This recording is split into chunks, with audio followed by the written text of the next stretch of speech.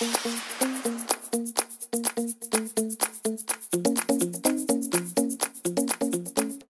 listening to Should You Read It? Should You Read It is a weekly podcast that looks at books that can help business owners. I provide critiques and recommendations so that you don't have to wade through everything out there and can get back to running your business. Additionally, with each weekly book, we'll look at how it relates to other books in its field and what ideas cross over along all the books that I've read.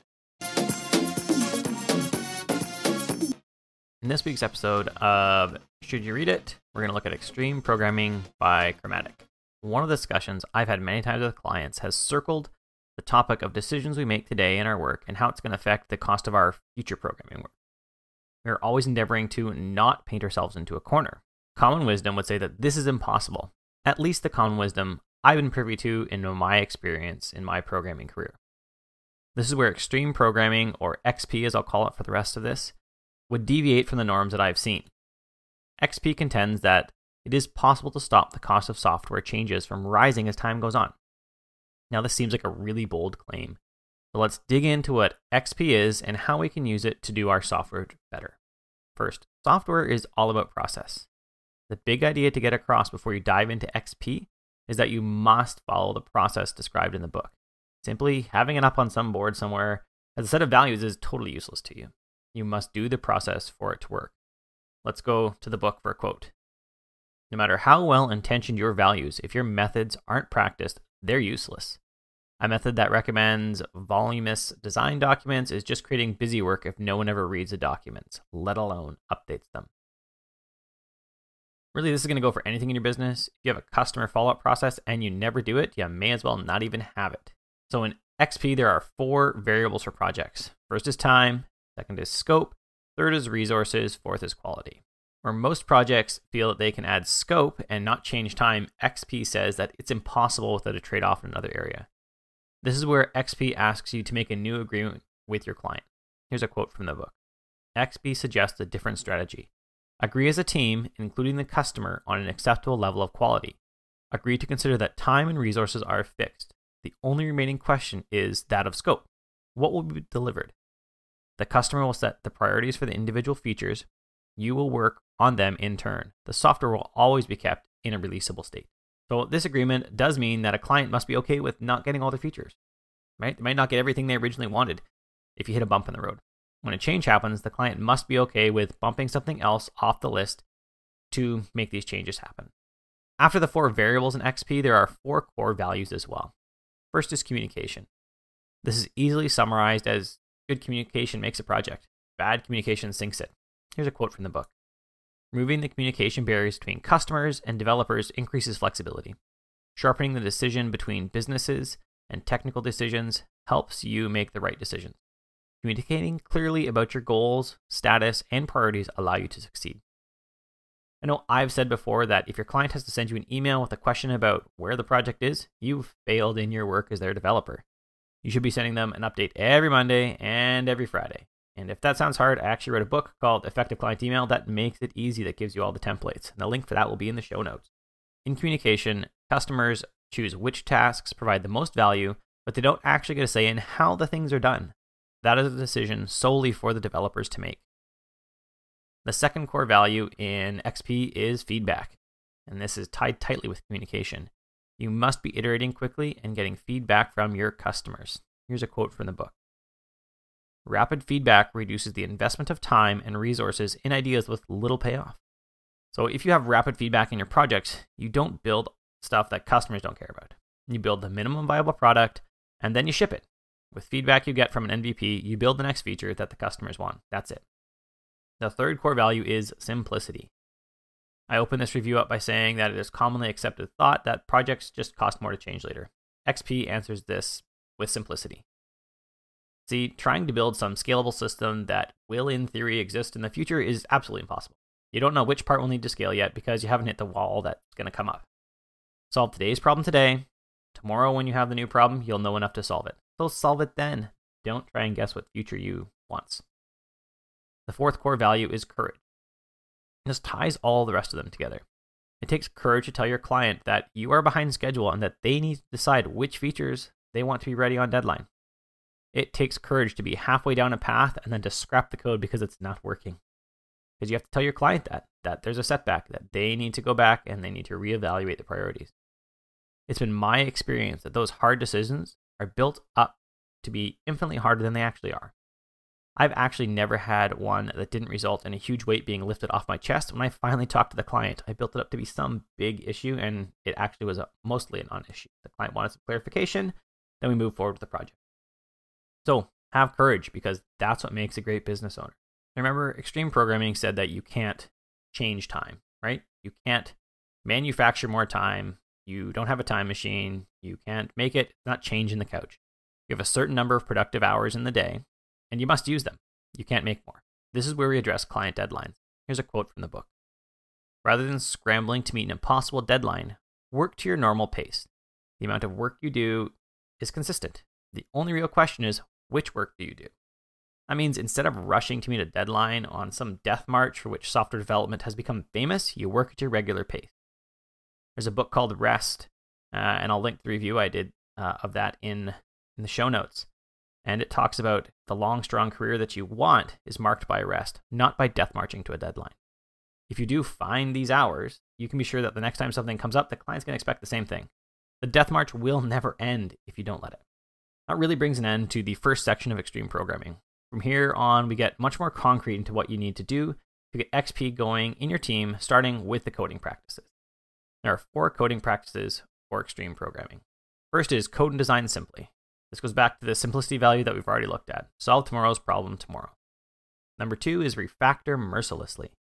Refactoring should be done all the time. When you touch a piece of code a second time, see if you can make it better without breaking anything. By keeping up with refactoring all the time, you stop the overwhelming task later. You can also preempt the idea that you must throw the whole thing out because it's just so bad now. You don't get to this, buildings falling down part. Number 3 is develop coding standards. The most hated commits for one of my friends is fixing white space. But you're going to get a bunch of them, which toggle things back and forth if you don't have coding standards. Take the time to build them for your project and then stick to them. It will reduce the frustration for everyone. The 4th coding practice is, on top of your coding standards, we need to make sure that everything we say in the team is the same. We need a common vocabulary. When we say customer, do we mean the person paying for the software or the person that pays them, their end customer? To make sure that you don't make mistakes in your programs and to make sure that your meetings are more effective, you need to have a centralized vocabulary. Now we're on to the 4 developer practices of extreme programming. Number 1 is adopt test-driven development.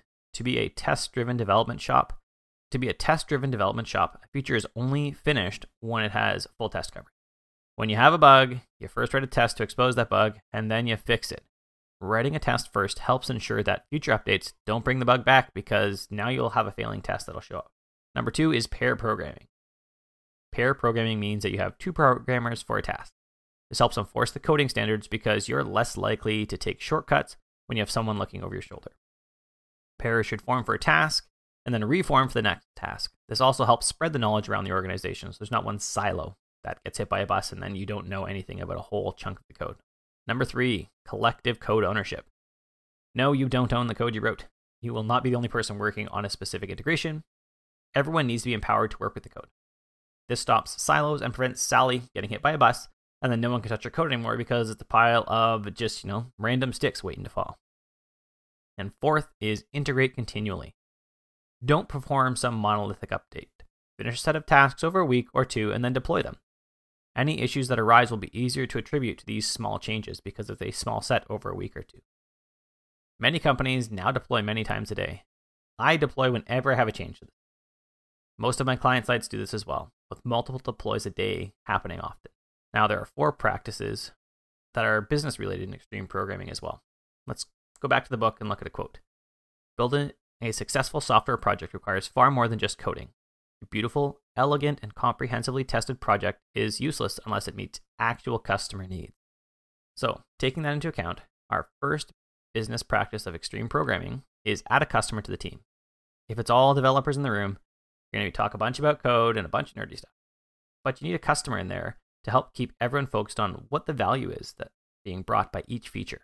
Once this has been done for a while, the job gets smaller because the developers will already understand the business issues behind the code. They'll start making better value-based decisions for their clients. Number 2 is play the planning game. The planning game is designed to help maximize the value that each feature brings.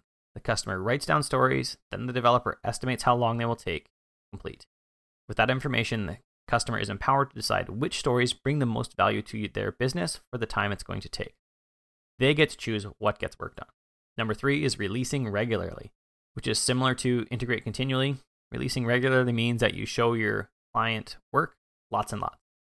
I try to have something new to show my client every 3 to 6 hours of work I put in. Number 4 is work at a sustainable pace. Here's a quote from the book.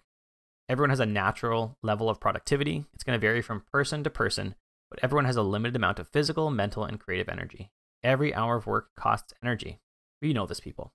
We've talked about this in the first section, so I'm not going to go into it in great detail. But the days of the all-nighter being some amazing thing that we laud is long gone. All-nighters just show you're an idiot.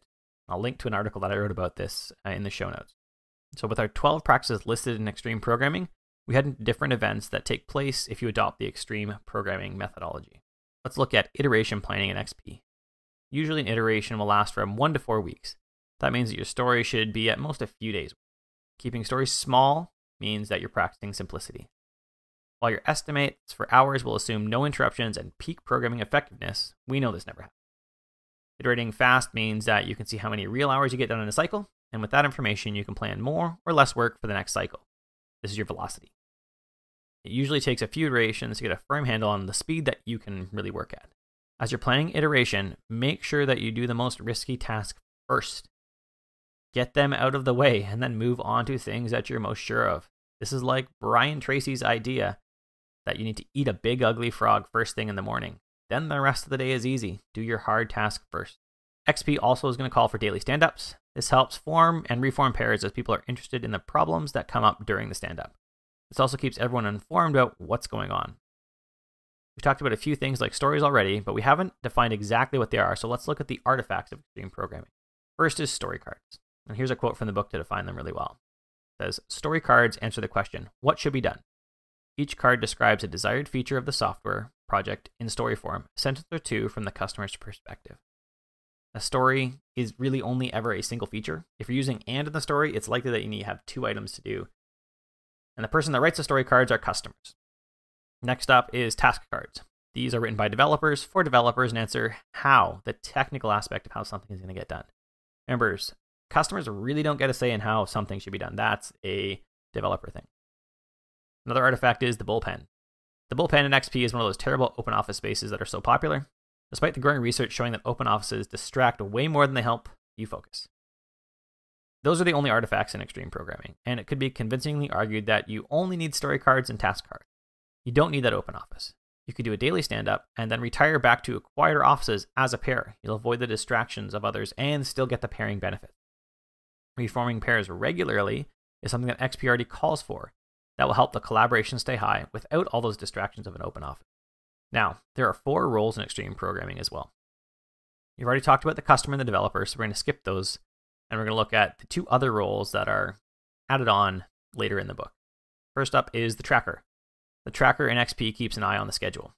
It is that person's job to make sure that the team is aware of how far ahead or behind they are, and to communicate that to the customer so that the value judgments can be made about the work in progress. The other person that we need to talk about is the coach. The coach is an XP expert who helps the team standards stay high in their XP-ness. Yeah, I'm sure XP-ness is a word. Now, what do we think about the book? First off, while extreme programming has been repeating itself already, part 6 at the end is almost totally repeat. It really redeemed itself because it's short. It reminds us to solve today's problem. Do it the simplest way, not just the fastest way. Finally, it says that XP people need to be scripting repeated tasks so they don't waste time doing something over and over and over. So what is going to be needed to adopt extreme programming for you? The final section is all about those specifics. What you need to adopt extreme programming in your business. First, you're going to need a team of people to work with. If you're working on your own, you can't pair program because there's no one to pair with. Really, all this is telling you is that you need things we read in the 12 practices of XP already. It's good that the book is specific about these things that you need, but you're hardly blind to them if you've actually read the book. Now our final question, should you read extreme programming? Short answer is, yeah, you should read extreme programming. But as you get further in the book, be willing to skim a little more because the repetition is high. Learning about the XP process will help you even if you don't have a team and you can't do parts of it. If you simply adopt test-driven development, you're going to start writing better code. You write code that's less prone to random bugs, and you'll know when your changes break other work that you've already done. If you're interested in purchasing Extreme Programming, you'll find a link for that in the show notes. Thanks for listening to Should You Read It? To support the show, you can leave me a review in iTunes or heart or a star in whatever podcast player you use. These help more people find the show. If you want to get more reading done, you should also look at an Audible membership. If you get one using curtismchale.ca/recommends/audible, that will support the production of the show financially. In the next episode of Should You Read It, we're going to look at When by Daniel Pink. It's all about timing the events that happen in life.